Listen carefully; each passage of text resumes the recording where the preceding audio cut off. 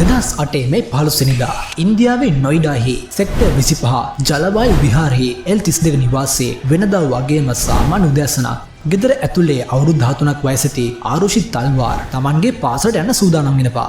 ඇයගේ පියා වෛද්‍ය රාජේෂ් තල්වාර්, ඇයගේ මව වෛද්‍ය නූපුර් තල්වාර්ද රැකියාවට යාමට සූදානම් වෙමින් තමයි හිටියේ. රාජේෂ් සහ නූපුර් වෘත්තීය දන්ත වෛද්‍යවරුන්. මොවුන් දෙන්නම එකතු වෙලා නොයිඩාහි සෙක්ටර් 27 තමන්ගේම දන්ත සායන පවත්වාගෙන ගියා. ඊට අමතරව රාජේෂ් නොයිඩා ෆෝටිස් රෝහලේ දන්ත වෛද්‍ය අංශය ප්‍රධානිය වුණා. ඒ විතරක් නෙමෙයි, ග්‍රේටර් නොයිඩාහි ITS දන්ත විද්‍යාලයේ දේශකයෙකු විදිහටද සේවය කරවුවා.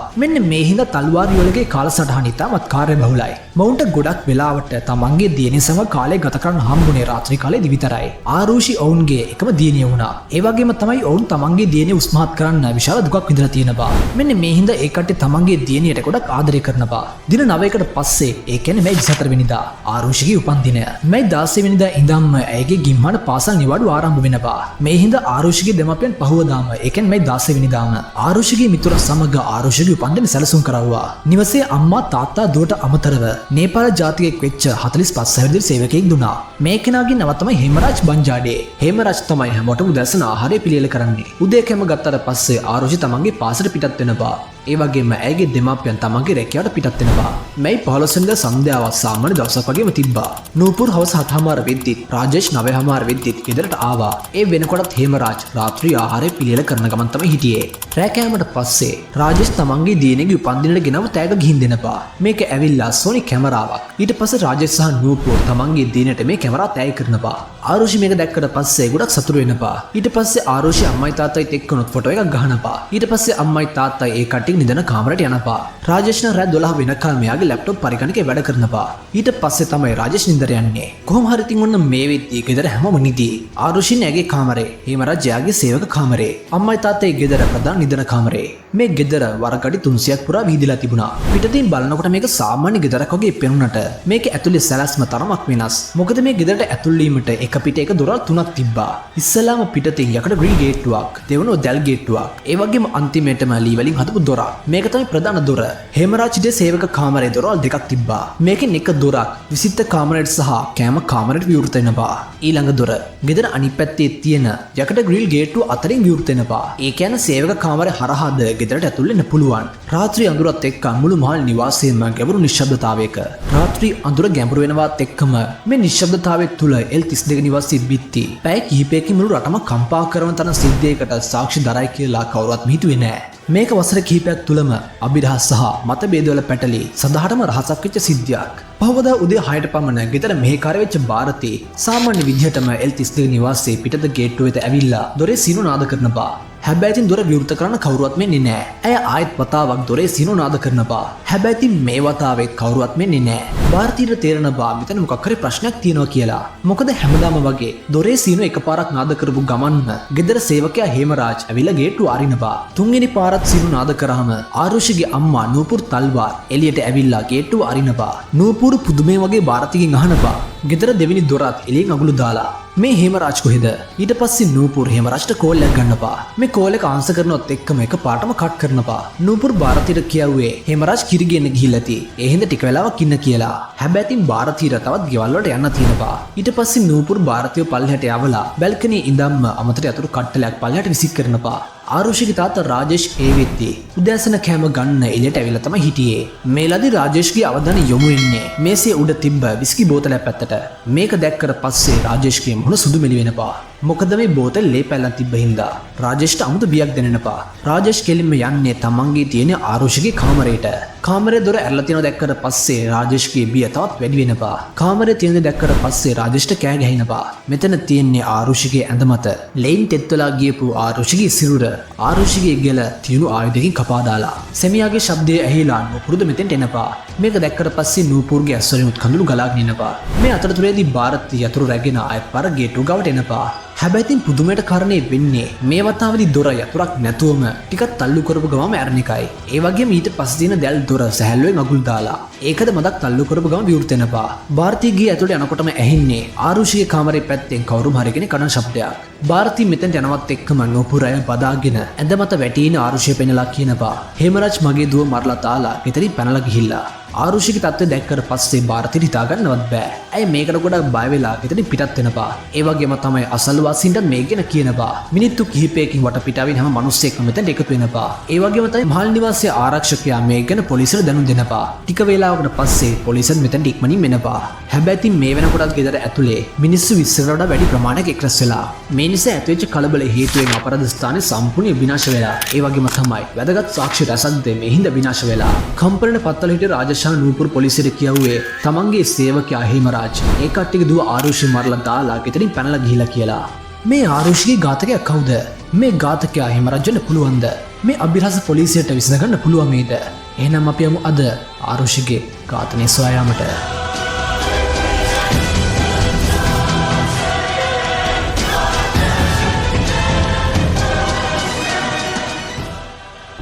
පොලිසිය වහාම ගෙදර පරීක්ෂා කරන්න පටන් ගන්නවා. ආරුෂිගේ කාමරේ ලේ පැල්ලා ඇඳ ඇතිරිලි කොට්ට ඇඳුම් නිවසින් ලබාගත් ඇඟිලි සලකුණු කිහිපයක් සහ ආරුෂිගේ මෙට්ටේ ලෙයින් තෙත්තු කොටස් කිහිපයක්ද අධිකරණ වෛද්‍ය රසායනාගාරයට යවනවා. උදේ 8:00 පවන වෙද්දී ආරුෂිගේ බොඩි එකත් පශ්චාත් මරණ පරීක්ෂයට යවනවා. හැබැයි මේ වෙද්දී පොලිසිය ඊටම නොසලකිලිමත් වැඩක් කරලා තිබ්බා. ඒක තමයි ආරුෂිගේ කාමරේ මුද්‍රා නොතැබීම. පොලිසිය ඉස්සෙල්ලාම කළ යුතුව තිබ්බේ ආරුෂිගේ කාමරේ මුද්‍රා තියෙන එක. හැබැයි ඉතින් ඔවුන් ඒ විදිහට කරවුවේ නැහැ. ටික වේලාවකට පස්සේ රාජ්‍යශීල කාර්ය මණ්ඩල කෙනෙක් ඇවිල්ලා මේ කාමරේ සුද්ධ කරනවා. මෙන්න මේ හින්දාත් මෙතන තියෙන සාක්ෂි ගොඩක් විනාශ වෙනවා. මේ අතරතුරේදී අසල්වාසීන් දෙයක් හම්බෙනවා. මේ කට්ටිය ඒ ගැන පොලිසියට කියනවා. මේ ගෙදර වහලට යන පඩිපෙළ ලේ පැල්ලන් තියනවා කියලා මේ කට්ටිය දැකලා තියෙනවා.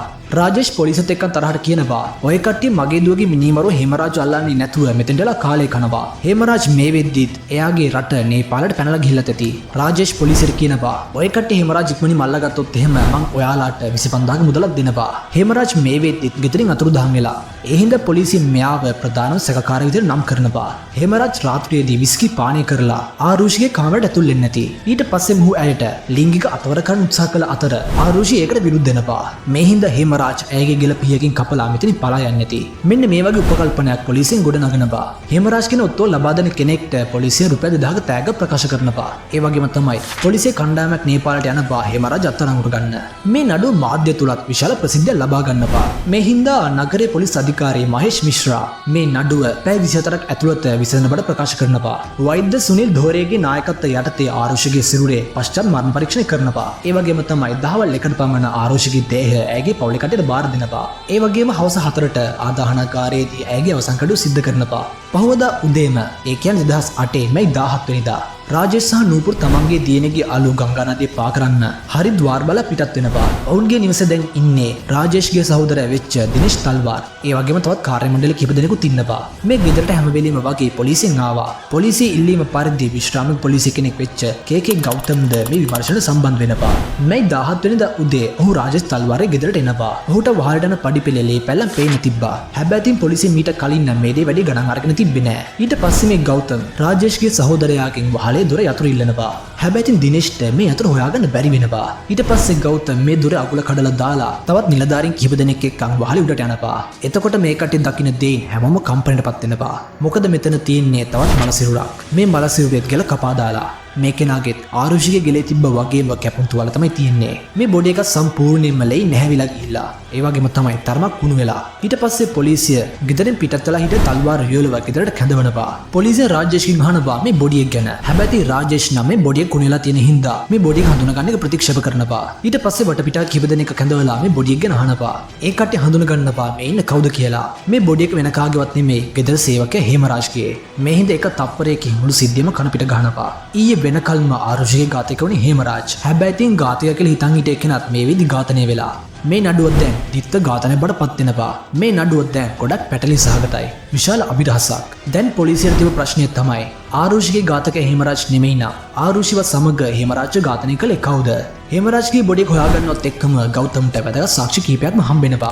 වහලේ බිත්තියේ එක තැනක ලේන් තෙත්තු අත්ලක සලකුණක් තියෙනවා. හේමරාජ්ගේ බොඩි එකට යන මාර්ගයේ ලේ පැල්ලම් කිහිපයක් සහ ගොඩක් ස්ථානවල යමක් ඇදගෙන ගියපට සලකුණු තියෙනවා. මෙයින් පෙනී ගියේ කවුරු හරි කෙනෙක් හේමරාජ්ගේ බොඩි එක වහලට ඇදන් ගිහින් තියෙනවා කියලා. මීට අමතරව පොලිසියට වහලේ මත ලේන් තෙත්තු විශාල පාසලකුණක් හම්බෙනවා. මේකෙන් පොලිසිය නිගමනය කරනවා හේමරාජ් ඝාතනය කළ පුද්ගලයා අංක 8 හෝ 9 සපත්තු පළඳින කෙනෙක් කියලා. මැයි 17 වෙනිදා රාත්‍රියේදී ගියේ. වෛද්‍ය නරේෂ් රාජ්ගේ යටතේ හේමරාජ්ගේ වෛද්‍ය පරීක්ෂණ සිද්ධ වෙනවා. ඊට පස්සේ ආරුෂිගේ හේමරාජ්ගේ මූලික මරණ පරීක්ෂණ වාර්තා නිකුත් වෙනවා. මේ වාර්තාවට අනුව ආරුෂිගේ වගේම හේමරාජ්ගේ මරණය සිද්ධ වෙලා තියෙන්නේ මේ 15 වෙනිදා රාත්‍රී 12:01 අතර කාලයේදී. දෙදෙනාටම ඉස්සෙල්ලාම සිහිය නැති වෙන්නම මොට ආයුධයකින් හිසට පහර දීලා තියෙනවා. සිහිසුන් වෙලා ඉද්දී තියුණු ආයුධයකින් ඔවුන්ගේ බෙල්ල කපලා දාලා. ආරුෂිගේ රහස් ප්‍රදේශවල කිසිම සාමාන්‍යතාවක් දකින්න තිබිලත් නැහැ. ඒ කියන්නේ ලිංගික අතවරයක් හෝ දෝෂයක් සිද්ධ වෙච්ච බවට කිසිම සාක්ෂියක් නැහැ. මේ අතරතුරේදී මාධ්‍ය මේ සිද්ධිය සම්බන්ධයෙන් පොලිසියට චෝදනා එල්ල කරනවා. මොකද පොලිසිය මේක විමර්ශන කටයුතු කරද්දී ගොඩක් නොසැලකිලිමත් විදිහට ඒ කට්ටිය විමර්ශන කටයුතු කරවුවා කියලා. මෙන්න මේකේ ප්‍රතිඵලයක් විදිහට මේ 19 වෙනිදා කලින් හිට පොලිස් කණ්ඩායම අයින් කරලා දාලා වෙනත් කණ්ඩායමකට මේ කේස් එක බාර වෙනවා. කොහොමද මේ පොලිසිය කට්ටියගේ සැක යන්නේ විෂ්ණු ශර්මා කියලා කෙනෙක්ගේ පැත්තට. මේ කෙනා තමයි හේමරාජ්ට කලින් විතර වැඩ කළා තියෙන්නේ. මෙයාට දිග නිවාඩුවකට නේපාලට යන්න වෙලා තියෙනවා. ඒ හින්දා ඔහුගේ මිතුර හේමරාජ්ව රාජේෂ් තල්වාර්ගේ නිවසේ වැඩට යොදලා තියෙනවා. හැබැයි ඉතින් විෂ්ණු නේපාලෙන් ඉඳන් ආවට පස්සේ රාජේෂ් කියලා තියෙන්නේ ඔවුන් හේමරාජ්ව ස්ථිරව වැඩට තබා ගන්න කැමතියි කියලා. ඒ හින්දා විෂ්ණුට මෙතනින් පිටත් වෙලා යන්න වෙලා තියෙනවා. පොලිසියට තියෙන සැකය තමයි විෂ්ණු ඊර්ෂ්‍යාවෙන් හේමරාජ් ඝාතනය කරන්න නැති. මේ සිද්ධ වෙච්ච ඝාතනය ආරුෂි දකින්න නැති. ඒ හින්දා විෂ්ණු ආරුෂිවත් ඝාතනය කරලා මෙතනින් පලා යන්න ඉති කියලා තමයි පොලිසියෙන් හිතන්නේ.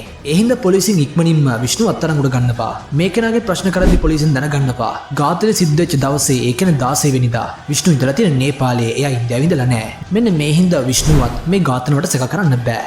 මේ නඩුව ක්‍රමයෙන් ගොඩක් පැටලි සහගත වෙනවා. ගොඩක් සංකීර්ණ වෙනවා. මෙන්න මේ හේතුව හින්දා මේ 21 වෙනිදා SAO අනිල් සමානියා මේ නඩුවේ අලුත් විමර්ශන නිලධාරියෙක් බවට පත් කරනවා. දිල්ලි පොලිසියේ කණ්ඩායමක්ද උත්තර ප්‍රදේශයේ පොලිසිය සහායවීම සඳහා නොයිඩාවට පැමිණෙනවා. මේ 22 වෙනිදා පොලිසිය ආරුෂිගේ මිතුරෙක් වෙච්ච අන්මෝල් කියලා කෙනෙක්ගෙන් ප්‍රශ්න කරනවා. මොකද ආරුෂි ඝාතන වෙන්න පැය කිහිපයකට කලින් මේ පුද්ගලයා ඇයට පණිවිඩයක් යවලා තියෙනවා. අන්මෝල් කියන්නේ ආරුෂිගේ ගොඩක් හොඳ මිත්‍රයෙක්.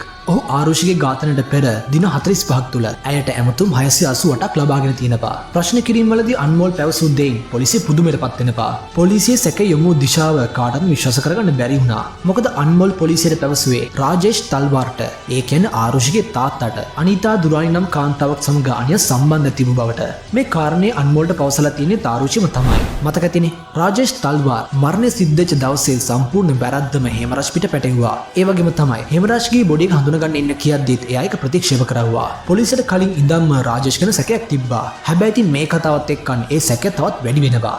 මේ 23 වෙනිදා රාජේෂ් සහ නූපුර්ව පොලිසියට කැඳවනවා. ඔවුන්ගේ වෙන වෙනම කාමර තුල ගොඩක් ප්‍රශ්න කරනවා. දෙදෙනාගේ ප්‍රකාශ එකිනෙක ගැලපුණේ නැහැ. මෙන්න මේ නොගැලපීම හින්දා පොලිසියෙන් රාජේෂ් තල්වාර අත්අඩංගුවට ගන්නවා. මේ දවසේදීම උත්තර ප්‍රදේශ පොලිස්පති ගුන්දර්ෂන් සිං මාධ්‍යමක් පවත්වලා මෙන්න මේ වගේ දෙයක් කියනවා. මෙයා කරන මේ ප්‍රකාශයෙන් හැමෝම පුදුමයටපත් වෙනවා. ඔහු කියන්නේ රාජේෂ් තල්වාරට අනිතා දුරානි කියලා කෙනෙක් එක්ක සම්බන්ධයක් තිබ්බා. මේ සම්බන්ධය ගැන ආරුෂි දැනගන්නවා. ඇය දින කිහිපයක්ම තමන්ගේ පියාමෙක් කරන දෙයට ගොඩක් විරුද්ධ වෙනවා. ඔහු තව දෙයක් කියනවා. ආරුෂි සහ හේමරාජ් අතර කිසිසේත්ම නුසුදුසු ආකාරයේ සම්බන්ධයක් තිබ්බා. මේ 15 වෙනිදා රාත්‍රියේදී රාජේෂ් දකිනවා ආරුෂි සහ හේමරාජ් ආරුෂිගේ කාමරයේදී සුදුසු නොවන ආකාරයේ ඉරියව්වක ඉන්න විදිය. ඉතින් දේත් එක්කන් රාජේෂ්ට ගොඩක් තරහ යනවා. ඊට පස්සේ මොහු හේමරාජ්ට පහර දෙමින් වහලේ මතට ගිහින් තියෙනවා. එහිදී රාජේෂ් තල්වාර් තියුණු ආයුධයකින් හේමරාජ්ගේ කෙල කපලා දාලා වහලේ දොර වහලා දාලා පල්ලයට එනවා. පල්ලයට ආවට පස්සේ මොහු ඉස්සෙල්ලාම කරන්නේ විස්කි පානය කරන එක. ඊට පස්සේ මොහු කරන්නේ තමන්ගේ දුවවත් ඒ ආකාරයෙන් මරලා දාන එක.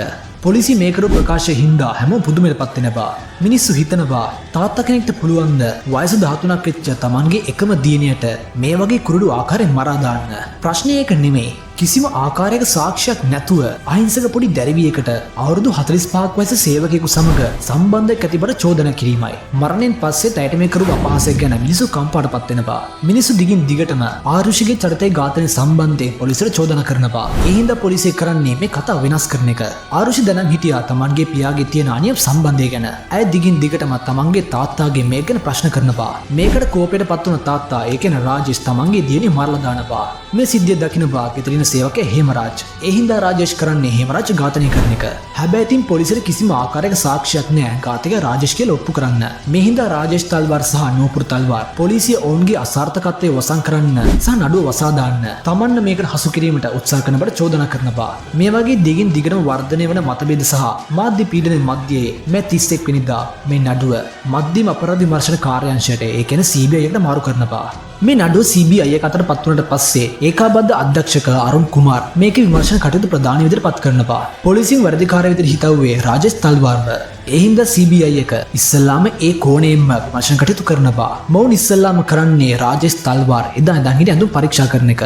හැබැයි ඉතින් මේ වගේ තිබ්බේ ආරුෂිගේ ලේ පැල්ලක් විතරයි. හේමරාජ්ගේ ලේ පිළිබඳව කිසිම සාක්ෂියක් හම්බෙන්නේ නැහැ. ඊට පස්සේ ගෙදර තිබ්බ විස්කි බෝතලේ පරීක්ෂා කරනවා. මේ බෝතලේ තිබිලවත් රාජේෂ්ගේ ඇඟිලි සලකුණු හොයාගන්න හම්බෙන්නේ නැහැ. ඊට පස්සේ CBI එක රාජේෂ් සහ නූපුර්ගේ බොනු අනාවරක පරීක්ෂණ දෙකක් සහ මොළ සිතියම් ගත කිරීමේ පරීක්ෂණයක්ද කරනවා. හැබැයි ඉතින් මේකෙදිවත් රාජේෂ්ට විරුද්ධව කිසිම දෙයක් හොයාගන්න බැරි වෙනවා. මතකෙතිනේ වහලේ තිබිලා හම්බෙච්ච සපත්තු සලකුණු.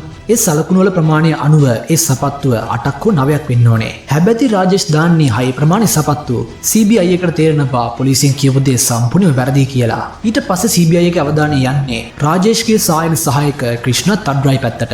ඝාතනය වෙන්න දින දෙකකට කලින් රාජේෂ් සායනයේදී ක්‍රිෂ්ණාට හොඳට බැනලා තියෙනවා. ප්‍රශ්න කිරීමවලදී රියදුරු මේ ශර්මා CBI එකට කියලා තියෙන්නේ ක්‍රිෂ්ණා මට කිව්වා අද රාජේෂ් මට කරපු දෙයට මං ඉක්මනින්ම ඔහුට පාඩමක් උගන්වනවා කියලා. ඊට පස්සේ CBI එක ජූනි 7 වෙනිදා මේ සැකය මත ක්‍රිෂ්ණාව අත්අඩංගුවට ගන්නවා.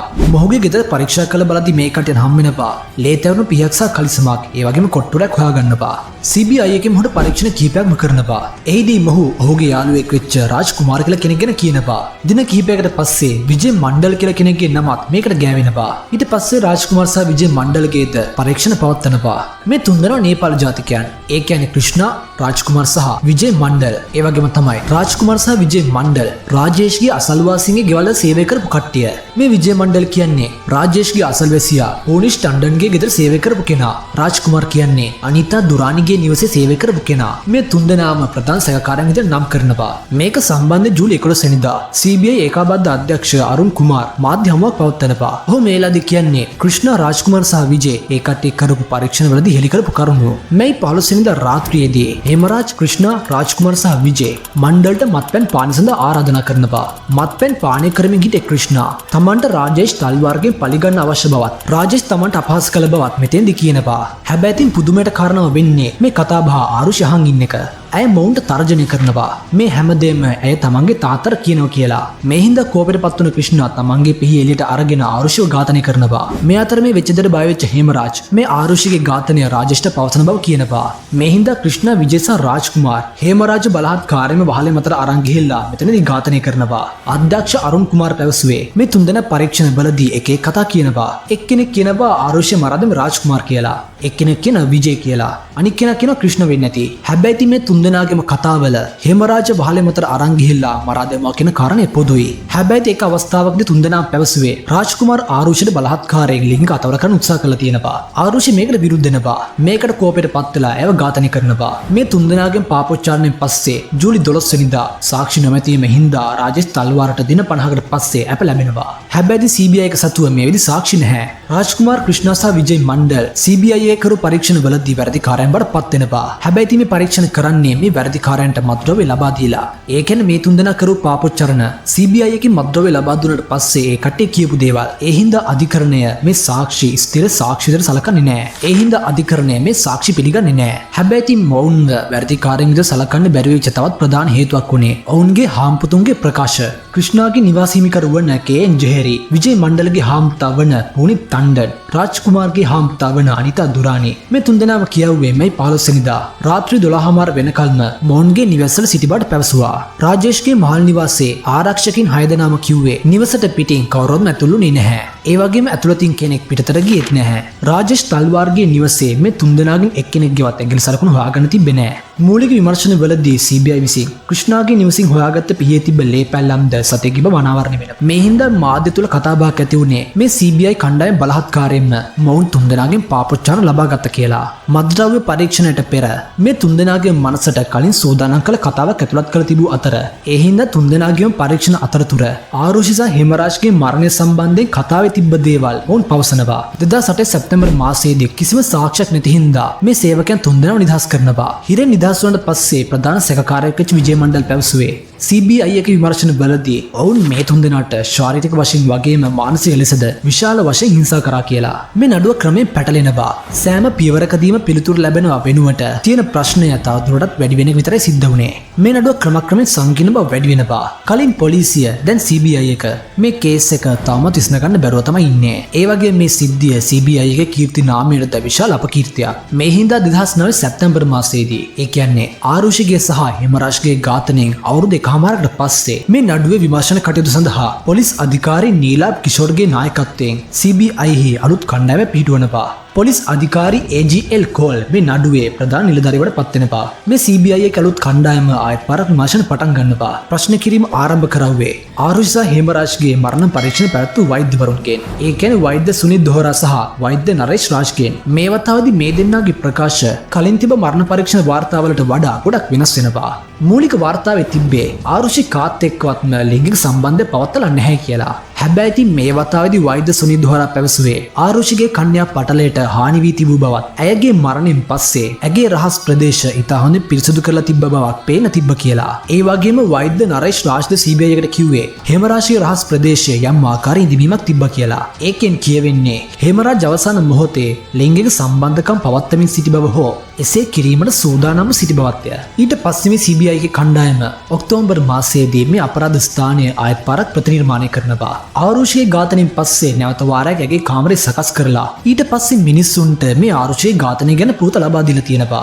ආරුෂිගේ මාමා වන දිනේෂ් තල්වාර් මේ 17 වෙනිදා මේ නඩු විමර්ශන කරපු කේ ගෞතම් සමග සම්බන්ධ වෙලා ආරුෂිගේ මරණ පරීක්ෂණ වාර්තාවේ ලිංගික සම්බන්ධතා පිළිබඳ කාරණා ඉවත් කරලා තියෙනවා. ඒ කියන්නේ මරණය සිදු වුණාට පස්සේ මේ මරණ පරීක්ෂණ වාර්තාව වෙනස් කරලා ඔන්න ඔය වගේ ප්‍රකාශයක් තමයි මේ වෛද්‍යවරුන් දෙන්න කරන්නේ. ඊට පස්සේ CBI කණ්ඩායම ආරුෂිගේ සහ හිමරාජ්ගේ හිසේ තිබ්බ තුවාල විශ්ලේෂණය කරනවා. මේ හිසේ තිබ්බ තුවාල ත්‍රිකෝණාකාර හැඩයකින් යුක්ත වුණා. CBI එක අනුමාන කරපු විදිහට මේ පාර්දිම කරලා තියෙන ගෝල්ෆ් පිත්තකින්. පුදුමයට කාරණා වෙන්නේ රාජේෂ් තල්වාර් ඒ කියන්නේ ආරුෂිගේ තාත්තා ගෝල්ෆ් ක්‍රීඩාවට විශාල කැමැත්තක් දැක්වූ කෙනෙක්. මෙහිඳ CBI එකේ කට්ටිය රාජේෂ් ගාව තිබෙ හැම ගෝල්ෆ් පිත්තක්ම පරීක්ෂා කරන්න රසායනාගාරයට යවනවා.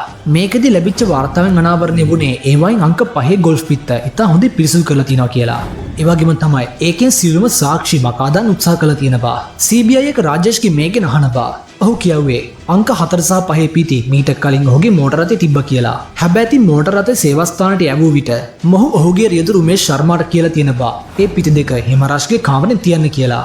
හැබැයි 2008 ජූනි 1 වෙනිදා හිමරාජ්ගේ කාමරේ ඡායාරූප පරීක්ෂා කරනකොට ඒකේ තියෙන්නේ එක පිටක් විතරයි. හැබැයි ඉතින් රාජේෂ්ගේ ප්‍රකාශයට අනුව පිටි දෙකම තියෙන්න ඕනේ හිමරාජ්ගේ කාමරේ. මේ හැමදේම සැලකිල්ලට ගත්තම CBI එකට තේරෙනවා ආරුෂි සහ හිමරාජ්ගේ ඝාතන පිටිපස රාජේෂ් තල්වාරට මොකක් හරි සම්බන්ධයක් තියෙන බවට. ඒ වගේම CBI ගේ ප්‍රකාශය උනේ හිමරාජ් සහ ආරුෂි දෙන්නාගේම ගෙල වෘත්තීයම එක්කෙනෙක් ශල්‍ය තලයෙන් කපා ඇති බවය. රාජේෂ් සහ නූපුරන දෙන්න වෛද්‍යවරුන්. එහෙනම් ඔවුන්ට ඒක අනිවාර්යයෙන්ම කරන්න පුළුවන්. හැබැයි ඉතින් ඝාතන අනිවාර්යයෙන්ම කියලා ඔප්පු කරන්න ස්ථිර සාක්ෂියක් නැහැ. මොකද ඝාතනයට භාවිතා කළ ආයුධයවත් මේ කටට හොයාගන්න බැරි වෙනවා. මේ හින්දා 2010 දෙසැම්බර් 29 වෙනිදා CBI එක අවසන් වාර්තාව ගොනු කරනවා. ඔවුන් මේ කේස් එක වහලා දාන්න කියලා ඉල්ලනවා. සාක්ෂි නැතිකම හින්දා කිසිම ආකාරයක නිගමනයකට එළඹෙන්නේ නැතුව මේ කේස් එක වහලා දාන්න යනවා කියලා තමයි පේන තිබ්බේ. හැබැයි CBI එකේ අවසන් වාර්තාවේ රාජේෂ් සහ නූපුර මේක සම්බන්ධයෙන් සැකසහිතයි කියලා තිබ්බා. මෙන්න මේ හින්දා මේ වාර්තාවෙන් කෝපයට පත්වෙච්ච රාජේෂ් තල්වාර් ගාසියාබාද්හි විශේෂ CBI අධිකරණය වෙත යනවා. හැබැයි ඉතින් රාජේෂ් තල්වාර්ගේ මේ ප්‍රකාශය ඔහුට අවශ්‍යදායක වෙනවා. 2011 පෙබරවාරි 9 වෙනිදා CBI අධිකරණයේ මහේස්ත්‍රාත් ප්‍රීති සිං අවසන් වාර්තාව චෝදනා පත්‍රයට පත් කර නඩුව ආයත් වතාවක් වර්ෂණය කරන විදිහට නියෝග කරනවා. මේ නඩුවේදී CBI එක වෙනුවේ ජ්‍යෙෂ්ඨ අධිනීතිඥ සිද්ධාර්ථ ලූත්‍රා විසින් මෙහෙම ලද අතර තල්වාර් යුවලනේ පෙනී සිටියේ හරිෂ් සල්වේ, මුකුල් රෝහත්ගේ, රෙබෙකා මැමින් ජෝන් වැනි ප්‍රසිද්ධ නීතිඥයින්. විශේෂත්වය වෙන්නේ මොවුන් තල්වාර් යුවලගේ කිසිම ආකාර ගාස්තුවක්යි නොකිරීමයි. වසර දෙක කාලයක් පමණ තර්ක විතර්ක පැවතුණා. මේ අතරතුර 2013 අප්‍රේල් මාසයේදී CBI එක මේ නඩුවට අදාළව අලුත් න්‍යායක් ඉදිරිපත් කරනවා. CBI එකට අනුව මේ 15 වෙනිදා රාත්‍රියේදී රාජේෂ්ටම් ශබ්දයක් ඇහෙනවා. මේ ගැන පරීක්ෂා කරද්දී ශබ්දය එන්නේ ආරුෂිගේ කාමරයෙන්. කාමරයට එබි බැලුවම දකින්නේ ආරුෂි සහ හේමරාජ් සුදුසු නොවන ඉරියව්වක ඉන්න බවය. මේක දැක්ක රාජේෂ් දැඩි කෝපයට පත් වෙලා හේමරාජ්ගේ කාමරෙන් ගෝල්ෆ් පිත්තක් අරන් එනවා. ඊට පස්සේ හේමරාජ්ගේ හිසට තදින් පහරක් ගන්නවා. නැවත පහර දීමට උත්සාහ කරද්දී පිත්ත වැදුනේ ආරුෂිට. මේ හින්දා දෙනා බරපතල තුවාල බා සීසුම් වෙනවා. මේ ශබ්දය ඇසුණු නූපුරුද ආරුෂේ කාමරයට එනවා. ඊට පස්සේ රාජේෂ් සහ නූපුර සිහිය නැතු හිටි හේමරාජ්ව වහලේ උඩට අරන් යනවා. ඊට පස්සේ ඔහුගේ ගෙල තියුණු ආයුධයෙන් කපා දාලා මෙතෙන්දී මරලා දානවා. පල්ලෙහාට පැමිණි ඔවුන් මේ වෙද්දි සීසුම් වෙලා හිට තමන්ගේ දුව ආරුෂිගේද ගෙල ඒ ආකාරයෙන්ම කපා දානවා. මේක කරන්නේ තුවාලේ කහ සමාන විදිහට පේන්න. ඊට පස්සේ මොවුන් දෙන්නම එකතු වෙලා අපරාධ ස්ථානයේ ආයත් පර සකස් කරනවා. එහි වැටී තිබූ ලේ පිරිසුදු කරලා දාලා තමන්ගේ ඇඳුම් සහ තියුණු ආයුධය කොහෙව සංගවනවා. ඊට පස්සේ රාජේෂ් කරන්නේ ගෙදරින් එළියට යන එක.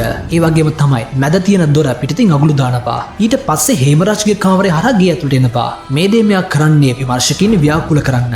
ඊට පස්සේ රාජේෂ් මෙතනදී විස්කි පානය කරනවා. ඔන්න ඉතින් පහවදා උදේම ගෙදර මෙහෙකාර වෙච්ච ಭಾರತಿ එනවා. ಭಾರತಿ ආවට පස්සේ ඇයගේ ඔලුවට දානවා හේමරාජ් විසින් ආරුෂිව ඝාතනය කරලා පලා ගියා කියලා. ඒකෙන් රාජේෂ් සහ නූපුර වෙනස්ම කතාව ගොඩනගනවා. ඔන්න ඕක තමයි CBI එකේ අවසාන න්‍යාය. අධිකරණ මේ කතාව පිළි අරගෙන හේමරාජ් සහ ආරුෂිව ඝාතනය කිරීම සම්බන්ධයෙන් සාක්ෂි විනාශ කිරීම, විමර්ශන නොමග යැවීම, ඒ වගේම තමයි වැරදි FIR ගොනු කිරීම යන චෝදනා යටතේ වැරදිකරුවන් කරමින් මොවුන් දෙදෙනාට ජීවිතාන්තය දක්වාම සිර දඬුවමක් නියම කරනවා. පස්සේ මොවුන් අත්අඩංගුවට අරගෙන දස්නම් බන්ධනාගාර රඳවලා තියෙනවා. හැබැයි ඉතින් කතාව මෙතනින් ඉවර වෙන්නේ නැහැ. රාජේෂ් සහ නූපුර මේ අධිකරණ තීන්දුවට විරුද්ධව අලහබාද් මහාධිකරණයේ අභ්‍යාචනයක් ඉදිරිපත් කරනවා. නඩු විභාග කිහිපයකට පස්සේ මහාධිකරණය තීරණය කරනවා CBI හි සියලුම තර්ක හොඳේ උපකල්පන විතරයි කියලා. ඒ හින්දා අලහබාද් මහාධිකරණය 2017 ඔක්තෝබර් 12 වෙනිදා නිදොස් කොට නිදහස් කරනවා. හැබැයි ඉතින් මේක විශාල පෙරලියක් වෙනවා. මොකද රාජේෂ් සහ නූපුර අවුරුදු 4ක් පුරාම සිරගත වෙලා හිටිය හින්දා. කොහොම හරි සිද්ධිය මෙතනින් ඉවර වෙන්නෙත් නැහැ. ඊට පස්සේ CBI එක සහ හේමරාජ්ගේ බිරිඳ වෙච්ච කුම්කලා බංජාඩේ අලහබාද් මහාධිකරණයේ තීන්දුවට එරෙහිව ශ්‍රේෂ්ඨාධිකරණයේ අභ්‍යාචනයක් ඉදිරිපත් කරනවා. 2018 අගෝස්තු මාසයේදී මේ අභ්‍යාචනය බාර ගන්නවා. ශ්‍රේෂ්ඨාධිකරණය තුල මේ නඩු විභාගයෙන් පවතින අතර තවමත් මේකේ අවසාන තීන්දුවක් ලබා දීලා නැහැ. මේ හින්දා අලහබාද් මහාධිකරණයේ තීන්දුවට අනුව තල්වාර් යුවල තවමත් නීති අනුකූලව නිදහස්. මේ නඩුව තවමත් ශ්‍රේෂ්ඨාධිකරණයේ විභාග වෙමින් තමයි පවතින්නේ. 2020 දී ආරුෂිගේ පියාවිච්ච Rajesh තල්වාර් The Killing of Arushi and the Murder of Justice නමින් පොතක් එළි දක්වලා තියෙනවා. ඔහු මේකදී නඩු තීන්දුවක් ගැන සහ ඉදිරිපත් කරපු සාක්ෂි ගැන ප්‍රශ්න කිහිපයක් මතු කරලා තියෙනවා. ඔහුට අනුව ආරුෂිගේ නඩුව හුදෙක් නඩුවක් පමණක් නොවේ. ඉන්දියාවේ යුක්තිය සමග සෙල්ලම් කරන දහස් ගණන් අපරාධ නඩු සම්බන්ධවයි. අදටත් තියෙන විශාලම ප්‍රශ්නය තමයි ආරුෂිව සහ හේමරාජ්ව ඇත්තටම ඝාතනය කළේ කවුද? එදා රාත්‍රියේ නොයිඩාහි සෙක්ටර් 25 L32 නිවාසයේදී සිද්ධ වුණේ මොකක්ද? මේ දෙය අදටත් අභිරහසක්. මේ වගේ වීඩියෝස් දෙකනම් බලන්න අපේ සොයායම YouTube channel එකත් අනිවාර්යයෙන්ම subscribe කරන්න. වීඩියෝ එක හොඳයි නම් අනිවාර්යයෙන්ම වීඩියෝ එකට like එකක් දාන්න. මේ වගේ වීඩියෝස් දෙකනම් බලන්න අපේ සොයායම YouTube channel එකත් අනිවාර්යයෙන්ම subscribe කරන්න. එහෙනම් අපි ආයෙත් තවත් හම්බෙමු. තවත් එක් සොයායමකින්.